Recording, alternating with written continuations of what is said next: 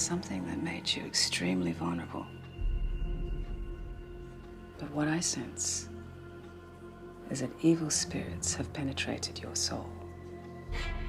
And I know that you can feel this because as they've become more powerful, you've felt yourself become more and more powerless. Now, they will continue to do this until there is very little Clayton Walker left.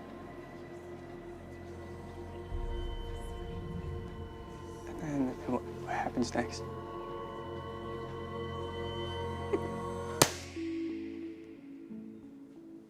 Well, that's not going to happen. Because the ritual that we will perform is an expulsion of evil spirits. Sweetheart, just think of it like a purification of your body and your mind. An exorcism. On me? Yes, that's correct.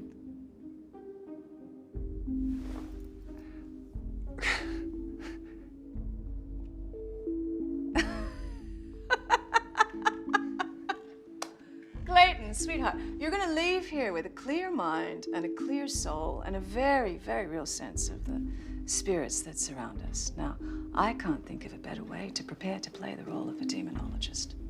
No?